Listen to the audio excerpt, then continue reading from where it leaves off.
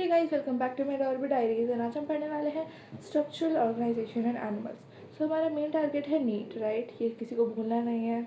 AIR 1 बनना है, 720 और 720 लाना है।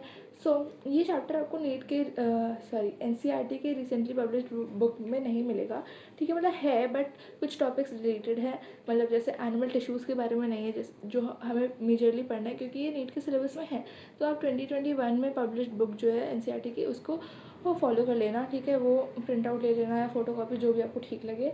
उसके बाद हम लोग आज कहाँ तक पढ़ेंगे मैं वो भी बता देती हूँ। हम एपिथेलियल टिश्यूज़ की थोड़ा सा क्लासिफिकेशन के बारे में जानेंगे। नेक्स्ट वीडियो में उसके टाइप्स एंड ब्रीफली उसको पढ़ेंगे और फर्दर भी आगे बढ़ेंगे, ठीक है। अब आगे बढ़ने से, चैप्टर शुरू करने से पहले मैं थोड़ी सी बेसिक इन्फॉर्मेशन जो मैं हर वीडियो में देती हूँ कि फ़र्स्ट ऑफ ऑल, अगर आपको कोई से भी डाउट्स हो, क्वेरीज हो, कमेंट बॉक्स में डाल दो। मैं आपके डाउट्स को आंसर करने की पूरी कोशिश करूँगी एंड मैं अपने नोट्स प्रोवाइड कर दिया करूँगी। सो डोंट वरी कि हाँ अभी मैं ओरली बोल रही हूँ तो आप लोगों को समझ अगर नहीं आ रहा है तो फिर डोंट वरी, आप मेरे नोट्स के साथ साथ मेरी वीडियो देखना एंड आप डेफिनेटली वो कर पाओगे, तो सिंक इन हो पाएगा एंड आप समझ पाओगे बेटर। तो हम शुरू करते हैं एनिमल टिश्यूज़ से।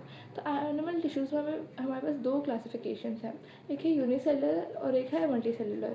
तो यूनिसेलुलर मतलब एक सेल से बना हुआ है, तो इसलिए उसमें सारा काम एक ही सेल को करना पड़ता है, इसलिए एफिशिएंसी थोड़ी लो होती है। बट अगर हम देखें मल्टीसेलुलर ऑर्गेनिज्म में, तो उसमें बहुत सारे सेल होते हैं जिनको स्पेशलाइज्ड वर्क दिया जाता है, इसलिए डिवीजन ऑफ लेबर होता है एंड इसलिए एफिशिएंसी भी ज़्यादा होती है।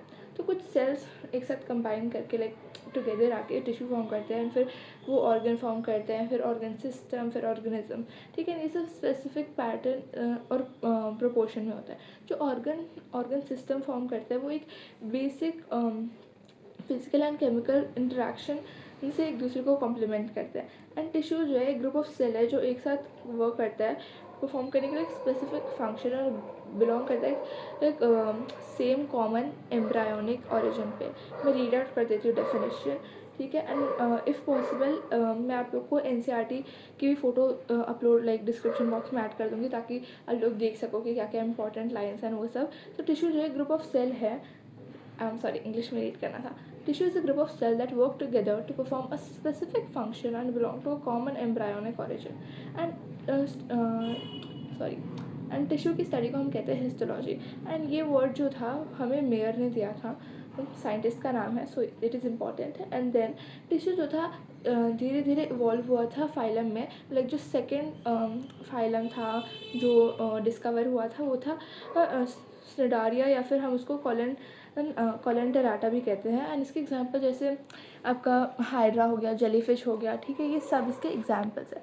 अब मूविंग फर्दर, तो हमने देखा कि टिश्यू जो है इवॉल्व होते आए हैं फाइलम में, ठीक है। एंड फाइलम के फर्स्ट फाइलम जो था वो था पोरिफेरा, उसमें कोई टिश्यूज़ नहीं पाए गए थे। बट हमने लेटर ऑन इवॉल्व हुआ फाइलम में ही टिश्यूज़ जैसे जैसे स्निडारिया या फिर कॉलेंट्राटा भी कहते हैं उसे। इसके एग्जांपल्स हो गए जैसे हाइड्रा, जेलीफिश, ठीक है। तो बेसिकली एक जो एग सेल होता है वो और स्पर्म फ्यूज़न करते हैं एंड फिर वो जाइगोट फॉर्म करता है। जाइगोट से फिर वो एम्ब्रायो बनता है एंड जो एम्ब्रायो होता है उसमें ही 3 लेयर होती है, ठीक है।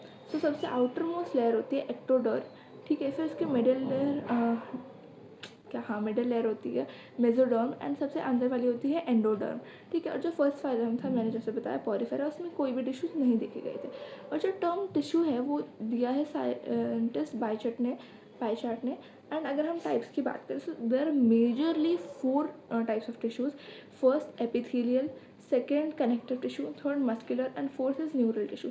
तो आपका जो फर्स्ट है एपिथेलियल, उसमें उसका ओरिजिन बात करें तो वो एक्टोडर्म भी होता है, मेसोडर्म या फिर एंडोडर्म में भी पाया जाता है। एंड फंक्शन देखा जाए तो ये आउटर लाइनिंग, आउटर बॉडी या फिर इनर हॉलो विसरल ऑर्गन की लाइनिंग्स में पाए जाते हैं। ये लाइन करता है डक्ट्स को, ट्यूब्स को एक्सेट्रा, और ये प्रोटेक्शन भी प्रोवाइड करता है। नेक्स्ट है हमारे पास कनेक्टिव टिश्यू। तो कनेक्टिव टिश्यू जो है सबसे ज़्यादा अबंडेंट टिश्यू है, ठीक है। एंड ये इसका ओरिजिन देखा जाए तो ये मेसोडर्म लेयर में पाई जाती है। इसका काम होता है कनेक्ट करना और जो स्ट्रक्चर्स होते हैं उनके बीच के गैप को फिलअप करना। अब आता है मस्कुलर टिश्यू पे, तो इसमें यूजुअली तो ये भी मेसोडर्मल ही होता है, बट इसके कुछ एक्सेप्शन है, जैसे सीलियरी मसल हो गया या फिर आयरस मसल आएगी, वो जो होते हैं वो एक्टोडर्मल होते हैं। अब जो मस्कुलर टिश्यू है वो आपको हेल्प करते हैं मूवमेंट एंड लोकोमोशन। फिर हमारे पास फोर्थ टिश्यू वो है न्यूरल टिश्यू। अब न्यूरल टिश्यू जो होता है यूजुअली एक्टोडर्म होता है एक्सेप्ट माइक्रोग्लियल सेल्स में, अब वो जो होता है वो मेसोडर्मल होता है। एंड न्यूरल टिश्यू का काम होता है हमारी बॉडी के कंट्रोल एंड कोऑर्डिनेशन को फंक्शन करने में हेल्प करना। अब सबसे पहला जो था एपिथेलियल, उसके बारे में हम डीपली स्टडी करेंगे, लाइक हमने मेजर चीज़ पढ़ ली है, बट थोड़ा सा उसका इंट्रोडक्शन एंड उसकी क्लासिफिकेशन के बारे में जानते हैं। मैं वीडियो लंबी नहीं खींचने में बिलीव करती, just because I feel like आप लोग बोर भी हो जाते हो लंबी वीडियोज़ में। छोटी वाली कि आपको टॉपिक वाइज मिलती है तो फिर आपको सही रहता है कि हाँ हमें कनेक्ट कर पा रहे हैं, जल्दी से हमारा क्विक रिविजन भी हो पा रहा है। सो जो एपिथेलियल सेल्स है उसको हम ब्रेक डाउन करते हैं। पहला है एपी और थीलियल। तो थीलियल मतलब होता है टू ग्रो, मतलब कुछ ग्रो कर रहा है तो वो थीलियल हो गया, ठीक है। एंड एपी मतलब अपॉन, तो जिस चीज़ के ऊपर ग्रो कर रहा है वो हो गया एपिथेलियल टिश्यू। ये सबसे पहले टिश्यू थे जो फॉर्म हुए थे। एंड ये जो नाम एपिथेलियल है वो Ruysch, I am sorry for the pronunciation, but Ruysch scientist ने दिया था, ठीक है। एंड इनके जो सेल्स होते हैं वो ज़्यादा टाइटली पैक्ड होते हैं और इसमें हल्का सा लिटिल इंटरसेलुलर मैट्रिक्स होता है। अब ये जो है नॉन सेलुलर या फिर ये सेलुलर बेसमेंट मेम्ब्रेन पे ग्रो करते हैं, ठीक है। और क्या, तो ये जिन पे ग्रो करते हैं वो नॉन सेलुलर या फिर ए सेलुलर होते हैं, इसमें कोई से भी सेल नहीं होते इसके बेसमेंट मेम्ब्रेन पे। ये केवल प्रोटीन एंड फाइबर से बना होता है। तो इसका अगर मैं आप डायग्राम देखना, ठीक है, मेरे नोट्स में भी आपको मिल जाएंगे। अब देखोगे तो उसमें जो बेसमेंट मेम्ब्रेन है उसमें भी दो पार्ट्स हैं, basal lamina and reticular lamina. अब जो बेसल लैमिना है उसमें तो ग्लाइकोप्रोटीन है और वो सिक्रीट हो जाता है एपिथेलियल टिश्यू से। बट जो नीचे वाला है रेटिकुलर लैमिना, अब वो जो है उसमें फाइबर से बना होता है वो, एंड उसकी सिक्रेशन नीचे अंडरलाइंग कनेक्टिव टिश्यूज से होती है। वो ब्लड वेसल्स, वो ब्लड पास करता है, वो सब करता है, एंड इसके बीच में थोड़ी सी इंटरसेलुलर मैट्रिक्स होती है। अब मैं आपको क्लासिफिकेशन बता देती हूँ, उससे पहले 2-4 पॉइंट्स है जो आप थोड़ा याद रखना, बिकॉज ये हेल्पफुल हो सकता है। अब अगर हम बात करें तो एपिथेलियल टिश्यू जो है उसके पास नर्व सप्लाई होता है, ठीक है। उस नर्व सप्लाई होता है, उसके बाद वो ए वैस्कुलर होता है, तो इसमें ब्लड वेसल्स नहीं होते हैं। अगर आप देखोगे इसके डायग्राम में तो नीचे आपको कनेक्टिव टिश्यू मिलते हैं, एंड उसी के थ्रू ब्लड जो है ट्रांसफ़र करता है एंड नरिशमेंट प्रोवाइड करता है एपिथेलियल टिश्यू को, ठीक है। As I told you first it is avascular because the blood vessels are absent, and where do they get it from the underlying connective tissue they get the nourishment and the blood supply. Then they have a proper nerve supply, sorry blood supply तब मिलता है avascular connective tissue से, and दूसरा है nerve supply. And again तीसरा है कि इसमें पोलैरिटी है, मतलब अब जैसे इसके पास एपिकल एंड बेसल सरफेस है, ठीक है। उसके बाद है हमारे पास सेकेंड या सॉरी उसके बाद है हमारे पास लास्ट पॉइंट कि इसके पास हाई रीजनरेशन कैपेसिटी होती है, ठीक है।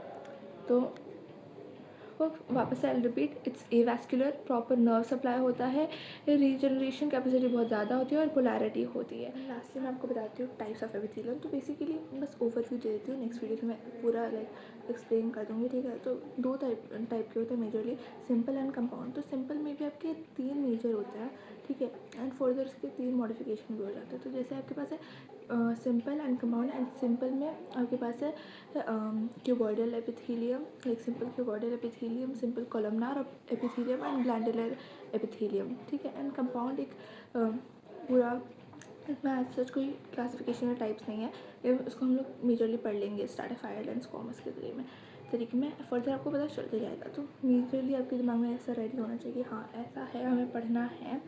एंड आप लोग and if you want I can give you the PDF of that NCERT as well in the descriptions. And that's all for today's video. Thank you so much for watching. Keep watching, keep growing with me, and do subscribe and like it, share. Thank you, bye bye.